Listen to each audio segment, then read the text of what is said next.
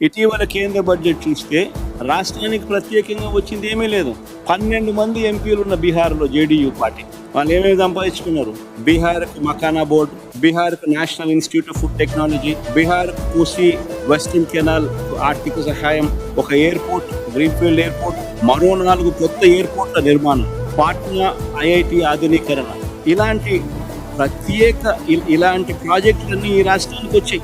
మరి చంద్రబాబు నాయుడు గారు ఏం సాధించినారు? ఈరోజు ఇదే గుంటూరు మిర్చి యార్డులో రైతులు పండించిన మిర్చి పంటకు కనీసం 10-11 వేల రూపాయల డబ్బులు కూడా రావడం లేదు. రైతులు కష్టపడి తాము పండించిన పంటను అమ్ముకోలేని పరిస్థితిలో రైతులు ఈ రోజు ఉన్నారు. నిరుద్యోగులందరికీ కూడా 3,000 రూపాయలు నిరుద్యోగ భృతి అన్నాడు. 20 లక్షల ఉద్యోగాలు వచ్చేదాకా 3,000 రూపాయలు నిరుద్యోగ భృతి అని చెప్పుకొచ్చాడు. గత ఏడాది బడ్జెట్ లో కూడా ఆ నిరుద్యోగ భృతి 20 లక్షల మందికి ఇంటూ 3,000 రూపాయలు అంటే దాదాపుగా 7,200 కోట్లు.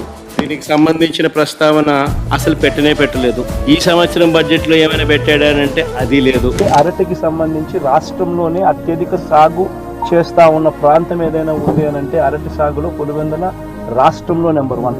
ఈ రోజు చూస్తే ఎంత దారుణమైన పరిస్థితి అని అంటే, ఒకవైపున రైతుల పరిస్థితి ఈ వర్షాల వల్ల, ఈ గాలుల వల్ల ఇటువంటి దారుణమైన పరిస్థితి ఒకవైపున ఉంటే, మరోవైపున రేటు చూస్తామా అంటే నెల కిందట 26,000 పలికిన రేటు ఈ రోజు 9,000 రూపాయలకు పడిపోయిన పరిస్థితులు చూస్తా ఉన్నాం. కష్ట సమయంలో ఉన్న ప్రతి కార్యకర్తకు నేను ఒకటే మాట చెప్తా ఉన్నా, మీరు చూపించిన ఈ స్ఫూర్తిని, మీరు ఈ కష్టకాలంలో పార్టీ పట్ల మీరు చూపించిన ఈ నిబద్ధతకు మీ జగన్ ఎప్పుడు మీకు రుణపడి ఉంటాడని ఈ సందర్భంగా ఖచ్చితంగా నేను అడుగుతా ఉన్నా.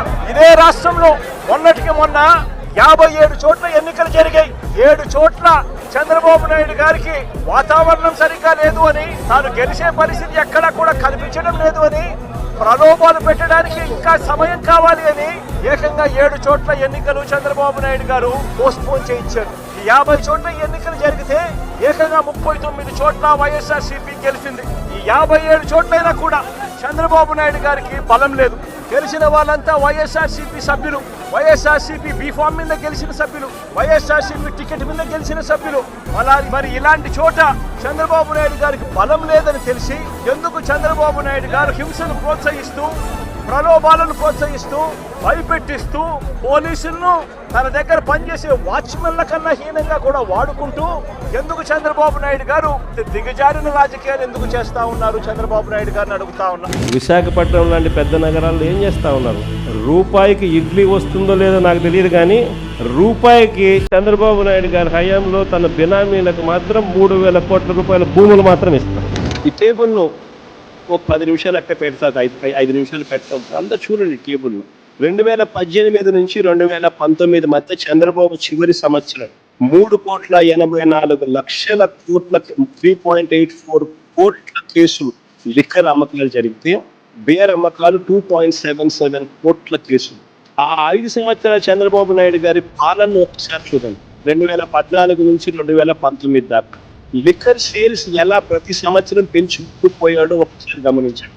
అమ్మకాలు ఇలా పెరగడం వల్ల ఈ లిక్కర్ కంపెనీలకు లాభాలు పెరిగి ఈ పెద్ద మనిషికి లంచాలు ఇచ్చే పరిస్థితి ఉత్పన్నమవుతుంది.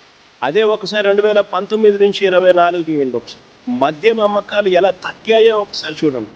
మామూలుగా ప్రతి సంవత్సరం చంద్రబాబు నాయుడు గారి హయాంలో ప్రతి సంవత్సరం ఇంతకు ముందు సంవత్సరం కన్నా 15% పెరుగుతూ పోతుంటే, వైఎస్ఆర్సీపీ హయాంలో ఆయన చివరి సంవత్సరంలో ఉన్న లిక్కర్ కూడా వైఎస్ఆర్సీపీ చివరి సంవత్సరంలో కూడా లేదు.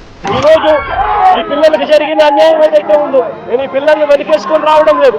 పిల్లలు అన్నాక వీళ్ళు వయసులో ఉన్నప్పుడు ఏదేదో కేసులు పడిండొచ్చు, గొడవలు జరిగిండొచ్చు, కేసులు పడిండొచ్చు, కేసులు ఉండిండొచ్చు. ఆ కేసుల్లో ఎవరిది న్యాయము, ఎవరిది ధర్మము అని చెప్పి నాకు తెలియదు. నేను దాన్ని వెనకేసుకొని రావడం లేదు. కానీ ఒక పద్ధతి అనేది ఒకటి ఉంది అనేది మాత్రం ఖచ్చితంగా చెప్తా ఉన్నా. ఆరోపణలు చేసే వ్యక్తులే జడ్జిల కింద మారిపోకూడదు అని మాత్రం గట్టిగా చెప్తా ఉన్నా.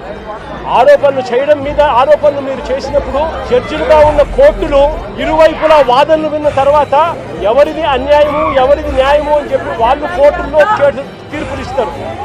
ఆ తీర్పు ఇచ్చేదాకా కేసులున్న ప్రతి ఒక్కరూ ముద్దాయి అయిపోడు అన్నది మాత్రం ఖచ్చితంగా గట్టిగా చెప్తా ఉన్నా.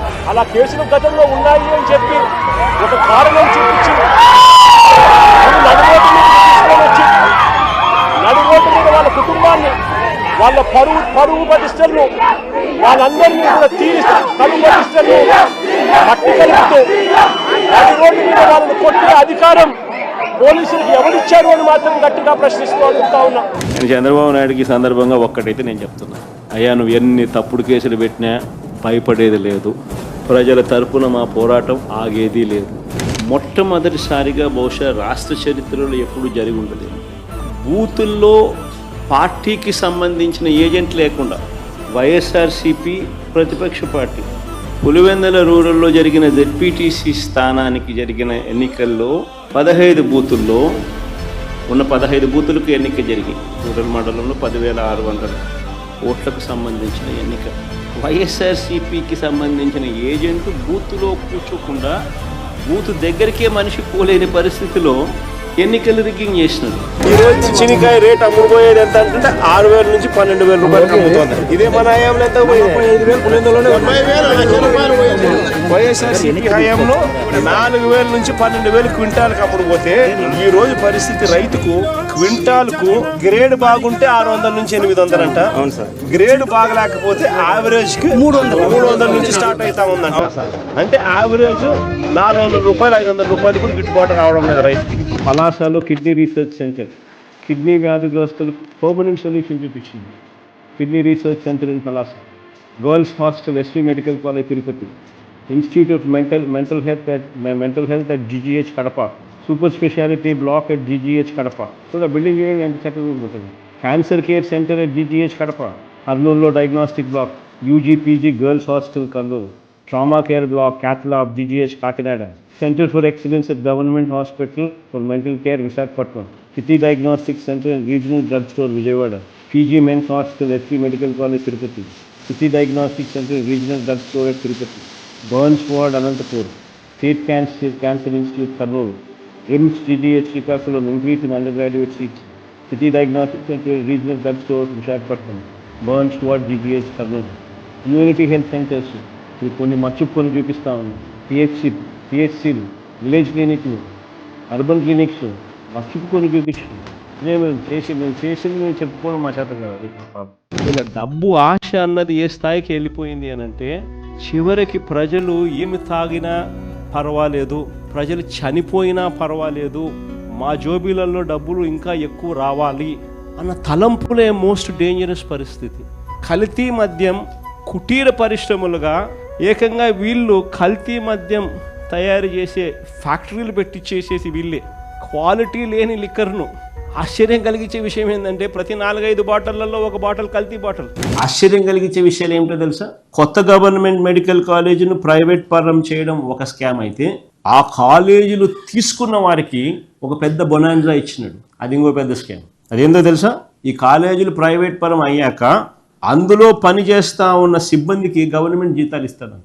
ఒక్కో టీచింగ్ హాస్పిటల్లో మామూలుగా నెలకు ఒక 550 బెడ్ హాస్పిటల్ 550 బెడ్ హాస్పిటల్ ఎంత ఖర్చు అవుతుంది అని చెప్పి చూస్తే approximately 5 to 6 crores per month ఖర్చు అవుతుంది సాలరీస్.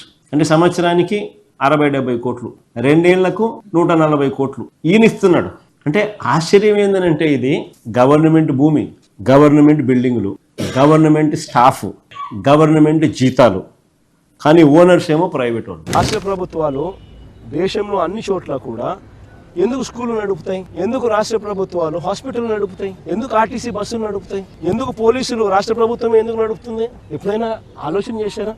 కారణం ఏమిటంటే రాష్ట్ర ప్రభుత్వమే స్కూళ్ళు నడపకపోతే, రాష్ట్ర ప్రభుత్వమే హాస్పిటల్ నడపకపోతే, రాష్ట్ర ప్రభుత్వమే ఆర్టీసీ బస్సులు నడపకపోతే పేద మధ్య తరగతి వాళ్ళు ప్రైవేట్ ఎక్స్ప్లాయిటేషన్ కు లోనై వాళ్ళు అఫోర్డ్ చేయలేని పరిస్థితిలోకి ఈ బేసిక్ నెసెసిటీస్ అన్ని వెళ్ళిపోతాయి. అందుకనే ఏ రాష్ట్ర ప్రభుత్వం అయినా కూడా తమ వంతు బాధ్యతగా తీసుకొని ఇవన్నీ నడుపుతారు. స్కూళ్ళు కానీ, హాస్పిటల్ కానీ, పబ్లిక్ ట్రాన్స్పోర్ట్ లో ఉన్న ఆర్టీసీ బస్సులు కానీ, లా అండ్ ఆర్డర్ ను పరిరక్షించే పోలీస్ వ్యవస్థ కానీ అన్ని ప్రైవేటైజేషన్ చేసుకుంటా పోతా ఉన్నాము అని అంటే అసలు ఇంకా ప్రైవేట్ ఎక్స్ప్లాయిటేషన్ కు చెక్ అనేది ఎక్కడ ఉండదు. పేదవాడికి, మధ్యతరగతి ప్రజలకు సేవలు అనేటివి ఎక్కడ అందుబాటులో ఉండవు. అందరూ కూడా ప్రైవేట్ ఎక్స్ప్లాయిటేషన్ కు లోనై సేవలు పొందాలి అని అంటే ఆస్తులు అమ్ముకోవాల్సిన పరిస్థితి లేకపోతాయి.